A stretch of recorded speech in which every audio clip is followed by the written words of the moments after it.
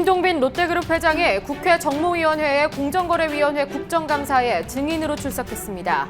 이른바 10대 재벌기업의 총수 중에서 첫 번째 출석입니다. 당시 현장을 취재기자 연결해서 알아봅니다. 서울시가 추진하고 있는 서울역 고가 폐쇄 관련 프로젝트가 서울시 경찰청에 의해서 지연되고 있다는 의혹이 제기됐습니다. 서울시 국정감사에서 제기된 논란들을 짚어봅니다. 전국 언론노조와 한국독립PD협회가 오늘 독립PD 노동인권 긴급 실태조사 결과를 발표했습니다. 독립PD들의 노동 현장을 개선하려면 방송사의 적극적인 노력이 필요하다는 지적이 제기됩니다. 조사 결과와 함께 독립PD의 이야기를 전해드립니다. 정부의 노동개혁안에 대한 언론의 해석이 분분합니다. 쉬운 해고 조장과 청년 일자리 해결책, 평가가 극명하게 엇갈리는 이유는 무엇인지 집중 분석 시간에 짚어봅니다.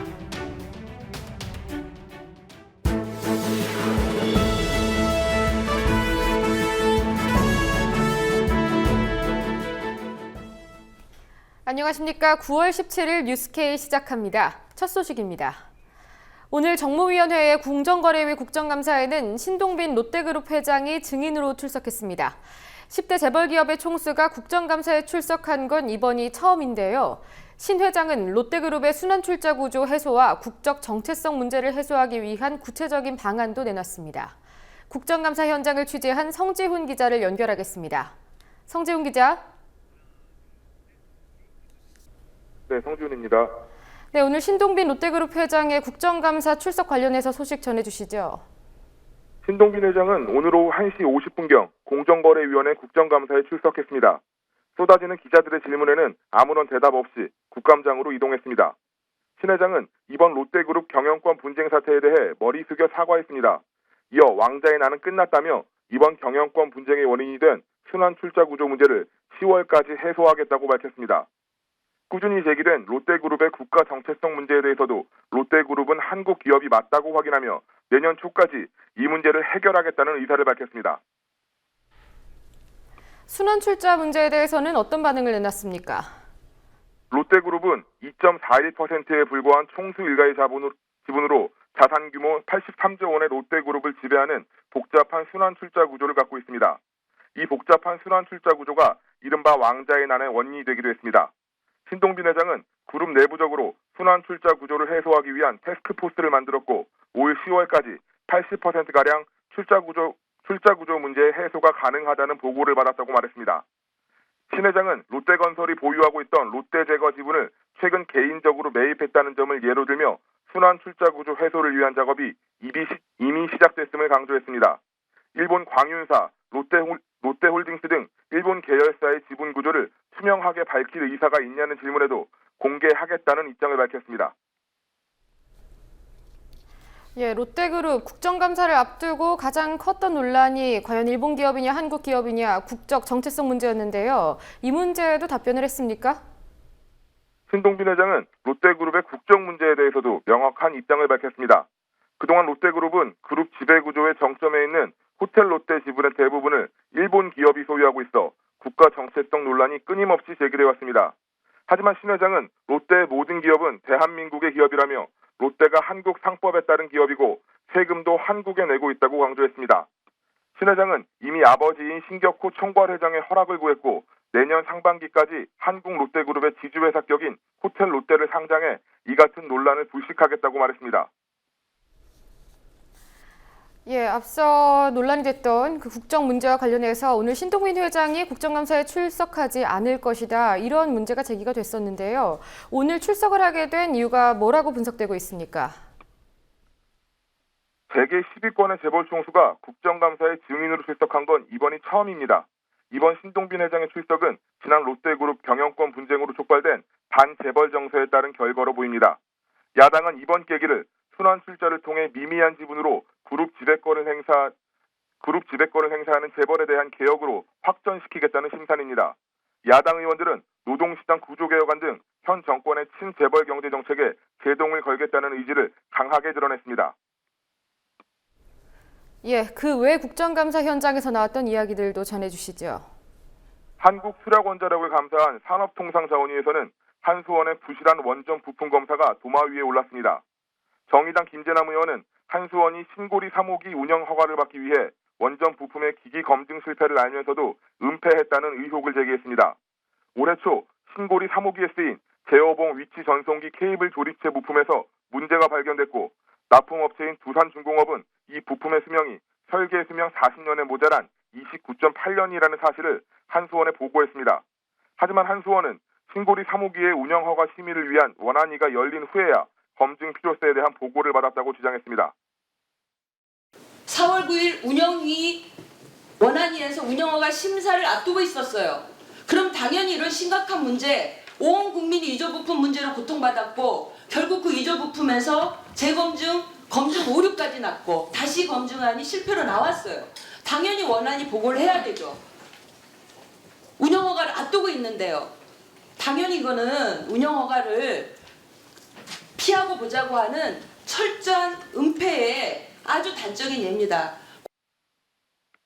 국방위원회 방위사업청 국정감사에서는 최근 잇따라 불거진 방산비리가 다뤄졌습니다. 장명진 방사청장은 의원들의 추궁을 받는 도중 비리가 너무 많다고 곤혹스러워하기도 했습니다. 장 청장은 아무리 제도가 잘 돼 있어도 수행하는 사람의 정신 상태가 올바르지 못하면 비리가 생긴다면서 제도 개선 이외에 교육도 강화하겠다고 밝혔습니다. 국민TV 뉴스 성지훈입니다. 오늘 서울시 국정감사에서는 서울역 고가도로 공원화가 도마에 올랐습니다. 고가도로 공원화 사업, 지난 2차례 보류 판정을 받은 사업이지요. 안전심의를 평가하는 서울경찰청이 자료 공유를 협조하지 않아서 사실상 사업을 방해하고 있는 것이 아니냐는 의혹이 제기됐습니다.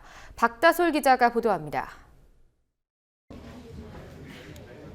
오늘 국회 안전행정위원회의 서울시 국정감사에서는 박원순 시장이 추진 중인 서울역 고가도로 공원화 사업을 두고 여야가 정면 충돌했습니다. 서울역 고가도로 공원화 사업은 박 시장이 도시재생 주요 사업 중 하나로 2017년 착공을 완료할 계획입니다. 이 사업은 오래돼서 안전상의 문제가 있는 고가도로를 녹지공원으로 바꾼다는 것입니다. 하지만 교통시설에 대한 안전을 평가하는 서울경찰청 교통안전시설심의위원회가 2차례 보류 판정을 내려 사업 추진에 어려움을 겪고 있습니다. 오늘 국정감사에서 새정치연합 박남춘 의원은 서울경찰청이 서울시 사업을 방해하고 있다고 주장했습니다.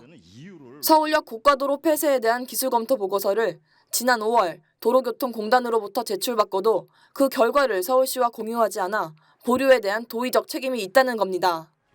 이 보고서는 서울역 고가도로 주변의 교통 현황을 분석한 보고서로 서울시는 경찰청이 이러한 자료를 가지고 있는지 인지도 하지 못했습니다. 그래서 서울시가 문제 해결을 하려고 8월 6일, 8월 13일에 걸쳐서 서울시경을 부르고 도로교통공단을 불러서 관계기관 회의 소집했습니까? 안 했습니까? 네. 했죠? 네. 이때 경찰청, 서울경찰청이나 도로교통공단 발언이 있었어요? 없었어요? 교통 영향에 대해서. 8월 27일 두 번째 심의 때 통과될 거로 기대를 하고 갔어요.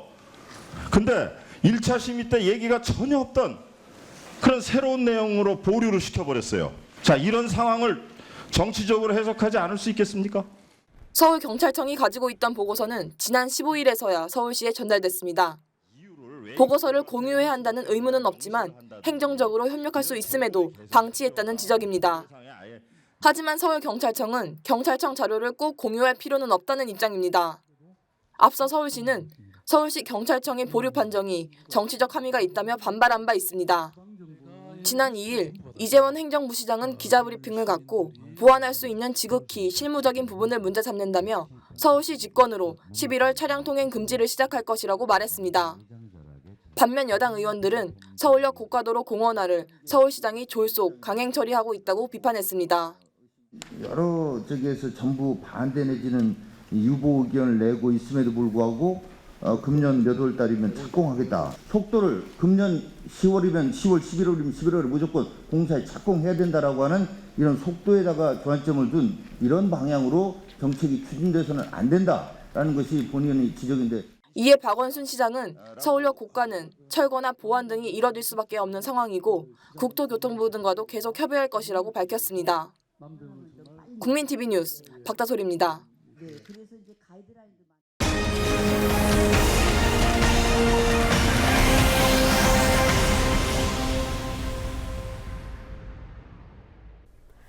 지난 6월 MBN에서 일하고 있는 한 독립 PD가 담당 PD에게 폭행을 당한 사실이 드러났습니다. 독립 PD들이 노동 현장에서 겪고 있는 인권과 노동권 침해 문제가 수면으로 떠오르게 된 계기인데요. 전국 언론노조와 한국독립PD협회는 독립 PD들이 처한 상황을 파악하고자 실태 조사를 진행했습니다. 오늘 그 조사 결과가 전해졌습니다. 주요 조사 결과들을 화면 보면서 설명드리겠습니다. 독립 PD들의 계약 체결 형태의 경우 구두 계약을 맺거나 계약을 맺지 않았다는 경우가 과반이었습니다. 서면 계약을 맺었다는 응답은 20%대에 불과했습니다. 방송 프로그램 제작이 취소됐을 경우 항상 급여를 받았다는 경우는 7%대, 받은 적이 더 많다는 경우는 9%대에 불과했습니다. 반면에 받은 적이 없거나 못 받은 적이 더 많다고 한 응답자는 각각 30% 중반과 후반대였습니다.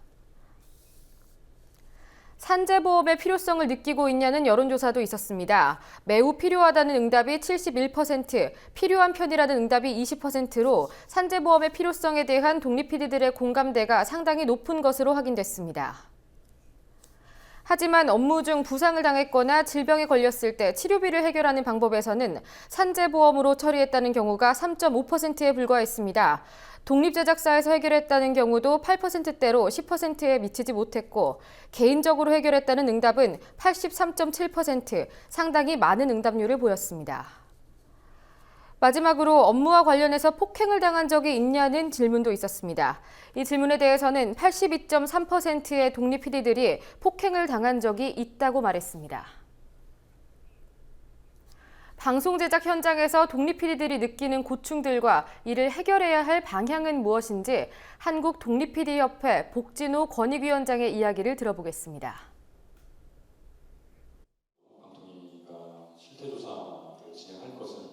초기에 독립 PD라면 예를 들어서 창작자로서 창작권을 보장받기 위해서 좀 자본이라든지 권력이라든지 이런 거에 벗어나서 좀 더 자유롭게 자유의지대로 영상 콘텐츠를 제작하는 사람, 그래서 독립 PD라는 말을 좀 썼고, 그 기원이 흐른 후에 이제 프리랜서 PD들이 많이 생기고 확 늘어나면서 외주 제작 시스템이 많이 보편화되면서 프리랜서 PD들이 많이 늘어났거든요. 그래서 요즘은 프리랜서 PD를 포함해서 포괄적으로 이제 독립 PD라는 지칭을 합니다. 작은 공사를 해도 계약서가 있는데, 이거는 방송 프로그램에 들어가는 인력과 재정이나 이런 것들이 많이 사전에 이렇게 가는데도 불구하고 계약서가 없이 관행적으로, 더구나 방송이라는 그 사회적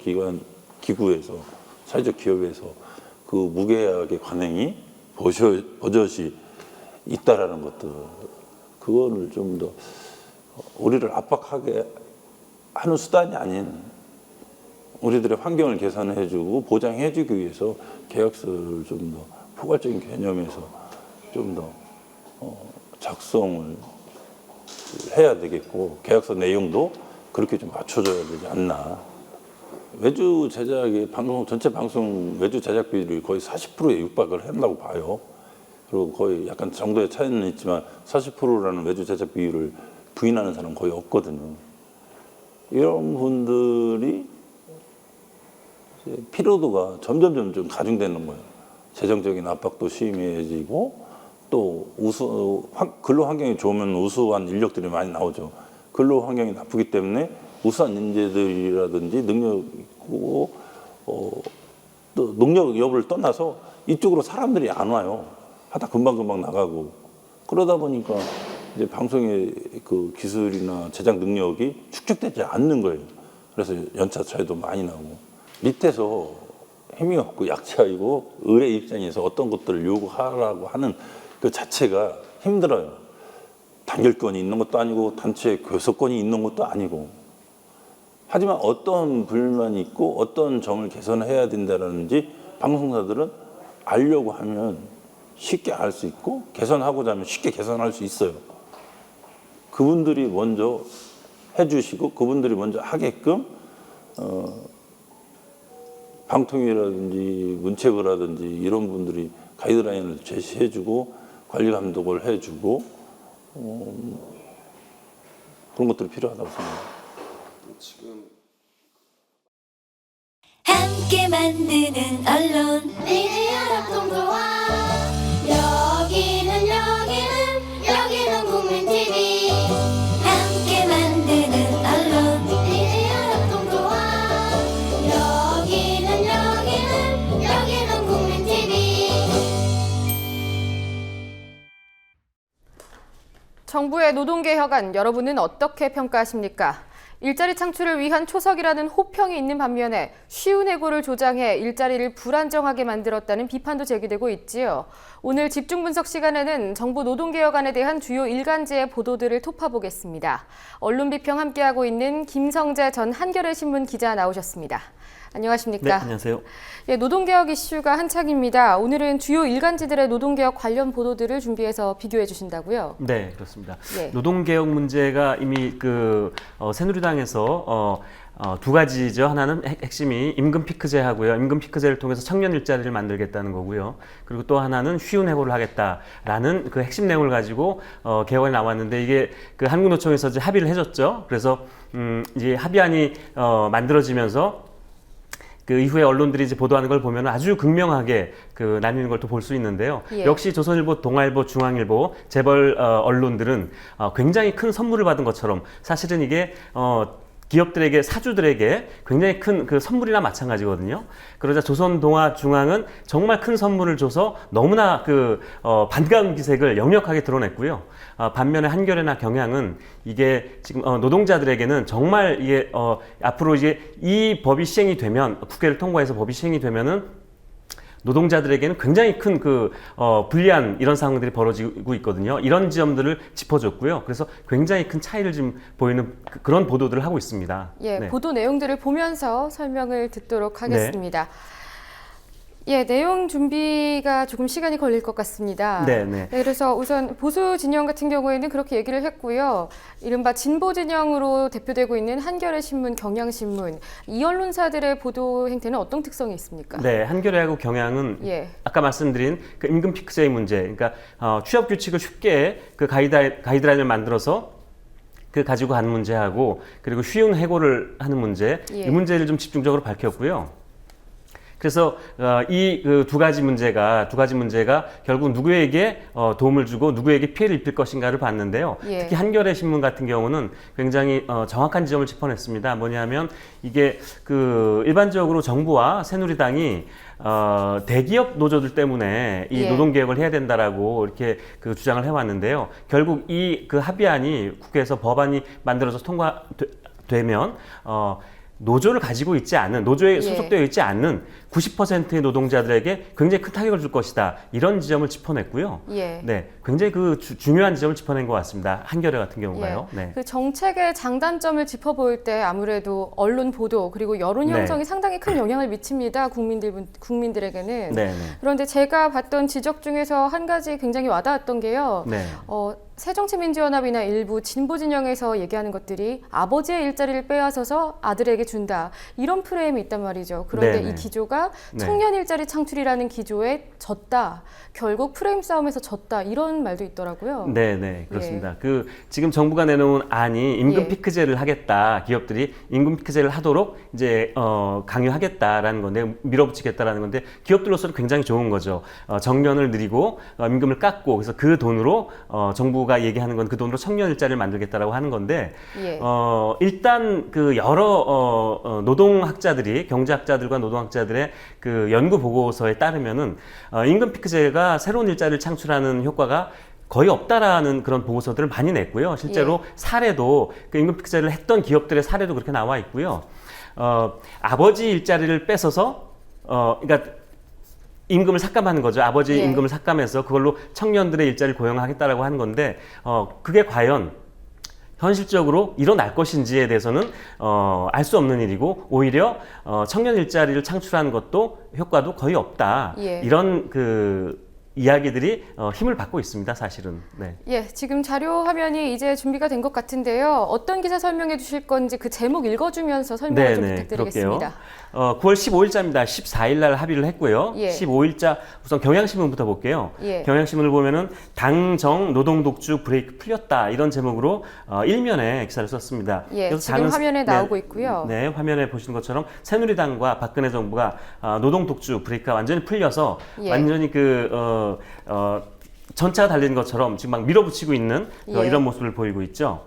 예, 네. 약속어음만 받은 한국노총이 정부 노동시장 구조 개편 드라이브에 들러리를 섰다 이런 지적도 있었고요. 네, 그렇습니다. 그래서 예. 한국노총이 지금 노동계에서 굉장히 비판을 받고 있고요. 민주노총은 이 합의안에 반대해서 지금도 굉장히 이 합의안이 거의 정부에게 모든 걸 다 내줬다라고 예. 해서 지금 반발을 하고 있고 총파업을 벌이겠다라고 하고 있죠. 또 네. 협의와 합의의 차이에 대한 부분도 있지 않습니까? 네, 그렇습니다. 이게 협의와 합의가 지금 왜 얘기가 나오냐면은 예. 그러니까 취업규칙 가이드라인을 만드는데요. 이거를 그러니까 노조와 그러니까 노동자 쪽과 그 사쪽이 합의가 아니고요. 협의만 해서 진행할 수 있도록 한 건데요. 좀 합의가 낮은 단계라는 거죠. 그렇죠. 낮은 예. 단계가 아니라 협의는 사실상 별로 의미가 없는 거죠. 그럼 그러니까 테이블에 앉아서 협의를 네. 했다 이렇게 협의를 말할 수 있는 했는데 거고요. 이견이 생겨서 얘기가 진행이 안 된다라고 하면 그냥 진행할 수 있는 겁니다. 사쪽에서 임금 피크제라든지 임금 취업 규칙이라는 게 이제 근로 시간이나 임금 같은 부분을 이제 규정을 하는 건데요. 임금 피크제를 하겠다. 그래서 임금을 깎겠다. 근로 시간을 더 느리겠다라고 사쪽에서 추진을 했을 때 예. 노 쪽에서 노조나 근로자들이 그거는 안 된다. 그렇게 하면은 그건 노동자들한테 굉장히 불리한 조건이다라고 해서 반대를 해도 이건 합의를 볼 필요가 없는 거예요. 그러니까 협의만 가지고 추진할 수 있다는 거죠. 그랬을 때 노동자들은 그냥 당할 수밖에 없는 거죠. 예, 네. 또 다른 기사도 있죠. 경향신문 그날 사설입니다. 사설에서 한국노총은 누구를 위해서 노동계약에 손을 들어주었나 이런 제목의 사설을 썼습니다. 그래서 마지막 문장에서요. 과연 누구를 위한 노동개혁인지 묻지 않을 수 없다 이렇게 얘기를 했는데요. 이번에 노동 개혁이라는 이게 이제 아까 말씀하신 그 프레임의 얘기인데 예. 개혁이라는 프레임이 전혀 이건 어울리지 않는 계약이거든요. 근데 자꾸 이제 언론이 노동 개혁하면서 이게 뭔가 이루어지면은 노동 시장이 잘 돼서 일자리도 만들어지고 경제 발전에 도움이 될 거다라는 이런 이제 생각을 갖게 되는데 개혁이라는 이름을 붙이니까 그런 것 같아요. 개혁 프레임이. 근데 이거는 정말 개혁이 아니라 계약이고요. 누구를 위한 계약이냐? 바로 기업과 정부를 위한 선물이었다라고밖에 볼 수 없는 거죠. 네. 예. 한겨레 신문을 볼까요? 다음에요. 한겨레 신문 같은 날 일면 톱입니다.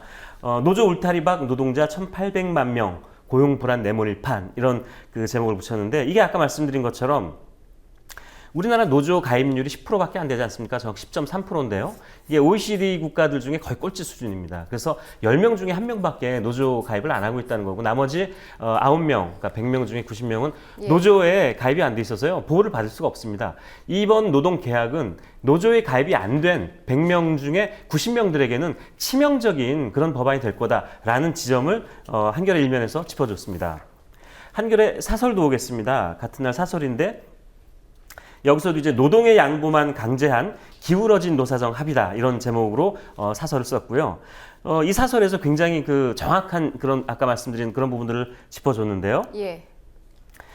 쉬운 해고라는 표현들이 계속 나오고 있죠. 예. 쉬운 해고가 뭐냐면요. 그러니까 말 그대로 쉬운 해고입니다. 예전에는 그러니까 해고라는 게 근로기준법에 따르면 두 가지 정도가 있는데요. 정리해고하고 그리고 또 하나는 징계해고죠. 그래서 예. 징계를 받을 경우에 해고 사유가 되면 해고를 하고요. 정리해고라는 거는 잘 아시겠지만 96년에 김영삼 정부 때 회사가 경영상 어려울 때 해고를 할 수 있다. 이제 이런 게 정리해고였는데요. 예. 쉬운 해고, 즉 저성과자, 실적을 잘 못 내는 사람들을 회사에서 이제 자를 수 있게 하겠다 이런 내용입니다. 이건 굉장히 노동자 입장에서는 굉장히 이제 불리하게 된 거죠. 예. 이제 경쟁에 몰릴 거고요. 경쟁을 하다가 실적이 잘 안 나오고 이러면은 회사에서 그냥 자를 수 있게 자르겠다는 거예요. 이렇게 되면 굉장히 이제 치명적인 타격을 받는 건데요.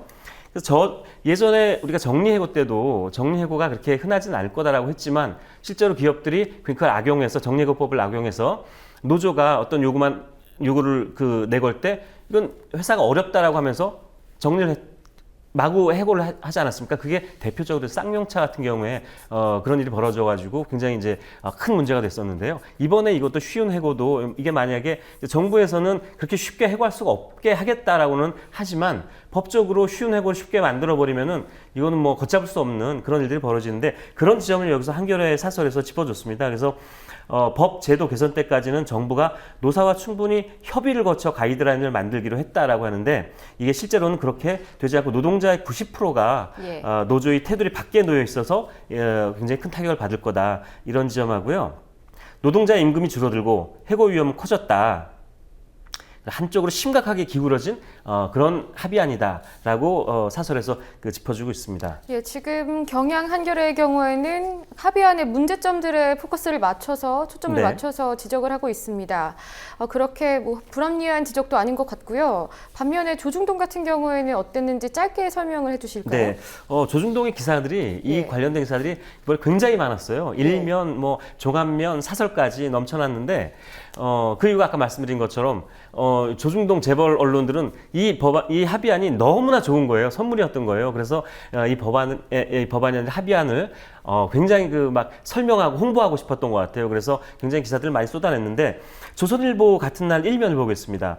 일면 톱의 제목이 노동개혁 첫 문턱 넘었다 이렇게 예. 이제 제목을 달았어요. 이 노동개혁 이번 합의안이 무슨 노동개혁을 하는데 이제 한 걸음을 는 것처럼 이렇게 표현했습니다. 이 제목을 보면은 이 노동개혁은 반드시 해야 되고 그리고 국민들도 지지를 하고 있고 그래서 그 어떤 노사정 대타협과 같은 그런 과정에 한 걸음을 한 발자국을 뗀 것처럼 이런 그 느낌을 주고 있죠. 노동개혁입니다. 이거는 노동개혁 첫 문턱 넘었다라고 했고요. 예, 다음으로는 그 네네. 중앙일보나 동아일보 같은 경우에는 헤드라인 위주로 간략하게 설명을 해주시면 좋을 것 같습니다. 네, 중앙일보는요. 예. 중앙일보 같은 날 오면 종합면에서 저성과자라고 무조건 해고 못해 대법 제기 기회 줘야 이런 제목에서 이제 저성과자 아까 말씀드린 대로 쉬운 해고가 그렇게 쉽지 않을 거다라고 이렇게 이제 그 설명을 하고 있는데 과연 이럴 것인가 굉장히 회의적이라는 거고요. 예. 그다음에 동아일보를 보겠습니다. 동아일보 일면에서도 한노총이 노사정 합의안 통과했다는 이야기를 했고 동아일보도 역시 종합면에서는 똑같이 저성과자 해고된 직무 재배치 등 구제 조치 반드시 거쳐야 그래서 민노총이나 노동계에서 우려하는 저성과자 해고 문제가 그렇게 민노총이 얘기하는 것처럼 그렇게 문제가 발생하지는 않을 것이다라는 그런 그 얘기를 하고 있는데 이거는 바로 정부나 새누리당에서 예. 얘기하고 있는 바로 똑같은 그 이야기거든요. 거의 그 정부의 이 정책 방향을 그 홍보하는 홍보 매체 같은 예. 그런 기사들을 지금 게재를 하고 있죠. 예, 지난주 집중 분석 시간에 전해주신 소식 중에 그런 게 있었죠. 고용노동부에 돈을 받고 홍보대 네네. 행사를 통해서 그 예산 편성된 대로 기획 기사를 써서 논란이 됐던 매체들이 네네, 조선일보, 맞습니다. 중앙일보도 있었고 여러 경제지도 있었고요. 네. 정부 정책의 문제점을 짚거나 함의를 짚기보다는 홍보성인 기사만 쓰는 것이 아닌가. 네네, 이게 맞습니다. 과연 언론이 해야 할 본연의 역할이 맞는가 좀 의문이 드는 부분입니다. 네, 저는 그런 언론을 볼 때요. 예. 사실은 지난번에 제가 장사꾼 언론이라는 표현을 썼는데 예. 이번에 또 그런 게 나왔어요. 이번 고용노동부가 아니라 보건복지부에서 돈을 줘서 매체를 이제 기사를 산 거죠. 기사를 샀는데 이게 지금 보건복지부, 고용노동부뿐만이 아니라 다른 여러 부처에서도 아마 하고 있는 것 같은데 여기에 돈을 받고 기사를 썼다. 이거는 그 장사꾼 언론의 수준이 아니라 이런 표현을 써도 되는지 모르겠어요. 매춘 언론이 아닌가 이런 생각까지 들더라고요. 네. 예, 한 가지 소식을 더 준비해 오셨다고요? 네.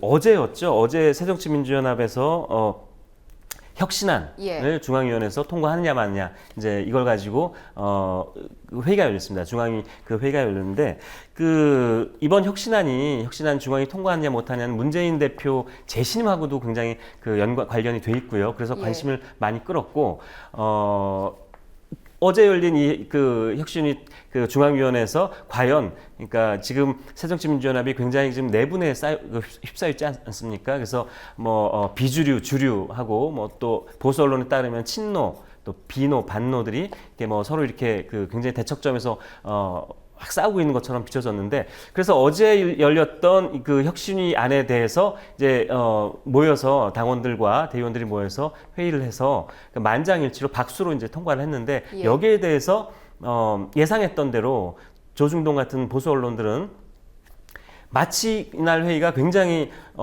난장판이 되고 갈등을 그대로 막 드러내고 했던 것처럼 보도를 했어요. 그런데 실제로는 제가 현장에 가보지는 않았지만 현장에 있던 사람들 여러 사람들에게 이제 전해 듣고요. 그리고 신문을 보니까 그런 일이 벌어진 건 아니었고 일부 그 비주류 그러니까 혁신안에 대해서 반대하는 의원들과 현역 의원들과 당원들이 반대가 있었지만 그렇게 큰 갈등이나 마찰이나 난장판 같은 이런 일은 전혀 벌어지지 않았다라고 기사가 나오기도 했습니다. 그래서 여기서 또 한겨레나 경향은 굉장히 보기 드물게 그동안 한겨레 경향도 새정치민주연합의 이런 내부는 굉장히 그 비판적인 이제 그 기사를 많이 썼거든요.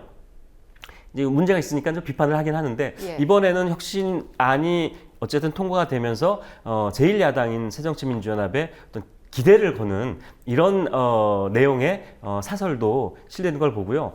굉장히 또 새롭고 반갑기도 하고 뭐 이런 느낌을 받았습니다. 네, 그렇다면 조중동이 어제 그 일련의 과정들을 어떻게 표현했는지 어떤 기사부터 전해주실까요?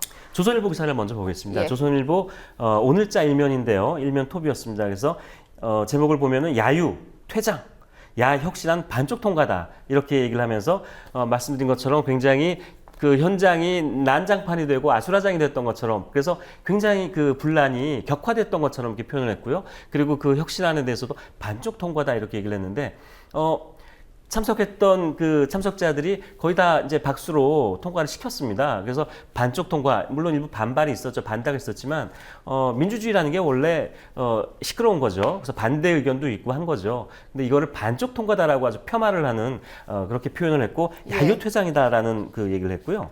그 같은 날 조선일보 기사 하나 더 볼까요? 토론도 없이 박수로 통과했다. 박수 통과라는 부분이 얼마 전에 예전에 그 새누리당한테 비판이 쏟아졌던 것 같은 어휘를 썼군요. 그렇죠. 비주류 혁신이 유신됐다 반발 이걸 그 제목으로 그 잡아서 기사를 썼습니다. 고성과 야유가 오갔다는 점을 고성과 야유가 오갔다. 토론도 없이 박수로 통과했다라고 하니까 마치 이게 그 민주적인 절차를 거치지 않은 것처럼 이렇게 그 독자들 아마 생각하게 될 것 같은데 그게 아니었죠. 그리고 혁신이 유신됐다 이런 표현도 비주류 일부에서 나온 그 반대 의견인데 제목으로 뽑았었어요. 역시. 또 그 주류와 비주류라는 표현을 흔히 사용하고 있는데 지금 보고 계시는 화면에서는 친노의 독주를 어떻게 막겠느냐 좀 자극적인 표현도 사용을 해서요. 상당히 계파 갈등이 극심하다는 인상을 강하게 주고 있는 것 같습니다. 같은 날 사설 잠깐 볼게요. 사설 제목이 뭐냐면 문재인 대표도 정치력, 리더십 한계 확인시킨 야의 혁신 소동이다. 이거 소동이라는 표현을 썼습니다. 소동. 마치 해프닝, 정말 아무것도 아닌 그런 소동이라는 표현을 썼고요. 그리고 문재인 대표의 정치적 리더십을 한계를 확인시켰다. 이런 표현을 쓰면서 이번 혁신안 그리고 혁신안을 이끌고 왔던 문재인 대표 혁신위에 맡겨서 이끌고 왔던 문재인 대표를 깎아내리는 폄하하는 이런 제목의 사설을 썼습니다.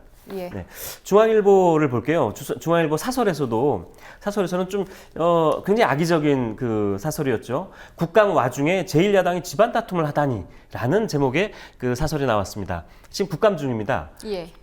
근데 국감 잘 진행되고 있거든요. 야당 의원들 국감 열심히 하고 있고 하고 있는데 이거를 국감과 또 연관을 지어서 국감 중에 왜 이렇게 하느냐라고 했는데 국감은 국감이고 당에서 혁신을 하고 지금까지 쭉 해왔거든요. 그 일정 중에 오늘 어제 그 혁신안 통과하느냐 마느냐 이런 일정이 있었는데 이걸 같이 엮어가지고 집안 다툼을 국감 중에 하고 있다라는 식으로 비아냥되는 그런 사설이었죠. 그래서 사실 국민들 입장에서는 이런 비판이 굉장히 와닿을 수 있는 주장이거든요. 네, 맞습니다. 동아일보 사설도 볼게요. 그다음에 동아일보 사설은 보시면은 친노 박수로 혁신안 처리한 새정연 국민은 안중에도 없나 이런 또 사설입니다. 이것도 역시 이 사설도 역시 지금 벌어지고 있는 그 혁신안을 폄하하고 깎아내리는 그런 내용이죠. 친노 박수 아까 말씀드린 것처럼 민주적인 절차도 거치도 않고 박수만 쳐가지고 막 했다 이런 느낌을 주고요. 그리고 국민은 안중에도 없나 이렇게 얘기하면서 그 내용을 잠깐 보면 제1야당의 권력 투쟁은 고질병이다. 제1야당 뿐이겠습니까? 새누리당도 지금 권력투쟁 열심히 하고 있지 않습니까? 김무성 대표로는 안 된다라는 윤상현 대표, 그 청와대 정무수석인가요? 얘기도 있었고, 또 최경환 그 기재부 장관, 또 뭐 지난번에 유승민 원내대표가 한순간에 날아가는 이런 그 정말 오히려 더 이건 뭐라고 표현할까요? 우리가 옛날에 흔히 얘기하던 공산당식의 예. 뭐 이런 그 인사들이 막 나오고 있는 게 새누리당 아닙니까? 권력 투쟁이 고질병이다라고 하면서 그 지금 새정치민주연합 안에서 벌어지고 있는 이 일들을 깎아내리고 있고요. 한명숙 총리 판결에 대해서 언급한 부분도 있더라고요. 이 네, 사안과 한명숙 총리 관련해서. 예. 유죄 판결을 받은 것에 대해서도 이걸 부끄러워하기는커녕 친노, 비노할 것 없이 당 전체가 감싸게 발벗고 나섰다라는 뜬금없는 예. 이런 이야기까지 이제 끌어들여서 깎아내리고 있습니다. 그 야당에 대해서 조중동이요, 야당에 대해서도 이렇게 정말 터무니없이 깎아내리고 흠잡고 비아냥대고 할 게 아니라 제1야당이 건강하게 혁신을 하고 제기하고 바로 설 수 있도록 격려하고 해주는 그런 모습도 좀 보수 언론들이 보여줬으면 좋겠는데 언감생심이죠. 그런 그 도저히 뭐 기대하기 힘들 것 같고 늘 이렇게 깎아내리고 뭐 하고 있습니다. 조중동 언론은요. 예. 전혀 균형 잡히지 않은 그런 언론이죠. 한국일보 기사 사설까지 볼까요? 한국일보가 약간 좀 뭐라 그럴까요? 좀 그 예상치 않았던 예. 그런 사설을 썼습니다. 혁신안 반쪽 통과. 그리고 이런 식으로는 야 활로 못 얻어 못 연다 이렇게 이제 했는데 여기서 이제 반쪽 통과라는 얘기를 했고요. 예. 한겨레와 경향 그 사설을 잠깐 보겠습니다. 예, 어떻게 비교되는지 좀 네. 살펴보겠습니다. 한겨레는 그 오늘자 오면 기사입니다. 여기서 비주류 일부 불참 퇴장. 극단 충돌은 없었다. 아까 말씀드린 대로 현장에서는 그러니까 아까 말씀드린 조선일보가 얘기했던 것처럼 야유 또 막 그 격한 그 몸싸움이나 고성 이런 게 그 현장에서 보니까 극한 충돌이 없었다라고 이렇게 기사를 썼어요. 제가 보기에는 이 기사에 나오는 팩트들이 사실인 것 같습니다. 예, 반문재인 새 규합에 나섰으나 행동에 나선 이들은 극소수에 그친 탓이다. 네, 그렇죠. 어떻게 보면 현장에 있는 취재진들은 이 점에 상당히 공감을 하고 있더라고요. 네, 맞습니다. 네. 굉장히 그 조선일보의 기사하고 그 현장에서 그 본 기자가 쓴 기사하고 굉장히 많이 다르죠. 예. 이게 전형적인 어떤 그 왜곡 보도, 조선일보의 왜곡 보도죠. 제목으로 왜곡하는. 경향신문도 한겨레 사설도 잠깐 볼까요? 한겨레 사설을 보면요. 제목은 혁신안 통과 뒤에 더욱 중요해진 제2의 혁신운동이다. 그래서 아까 말씀드린 것처럼 모처럼 한겨레가 새정치민주연합에게 어떤 그 혁신한 뒤에 이 혁신안이 통과된 뒤에 더 중요한 혁신이 남아있다. 그래서 혁신을 잘 했으면 좋겠다라는 이런 그 기대를 거는 그 사설을 썼습니다. 그래서 마지막 문장을 보면요. 예. 기존 혁신안 통과를 이유로 방관하지 말고 안철수 의원에게 하는 얘기입니다. 예. 안철수 의원이 이번 혁신안에 대해서 굉장히 그 불만을 드러내고 표현을 했었죠. 그래서 방관하지 말고 당을 되살린 일에 적극 동참해달라라는 그런 당부까지 했습니다. 경향신문 사설에서도요. 문재인 대표 혁신안 넘어 당 정상화 보관 제시해야 이런 제목으로요. 그래서 제1야당이 분열과 갈등으로 지지 멸렬하는 사이에 박근혜 정권은 아무런 견제도 받지 않은 채 일방 독주를 하고 있다. 그래서 새정치연합은 제대로 된 대안 세력으로 거듭나고 지친 시민들은 오래 기다리지 않을 것이다. 그래서 예. 잘해서 제1야당으로서 견제를 할 수 있는 그 지금 새누리당이 거의 독주 아닙니까? 박근혜 정부가 거의 독주를 하고 밀어붙이고 있고요. 이런 상황에서 제1야당이 좀 건강하게 살아나서 견제를 해줬으면 좋겠다라는 그런 기대가 담긴 그런 사설을 모처럼 한겨레와 경향에서 썼습니다. 네. 예. 한 번의 진통이 끝나고 정말 혁신을 해야 될 때다라는 데 어느 정도 기대와 공감대가 형성되어 있는 게 한겨레와 경향인 것 같은데 네.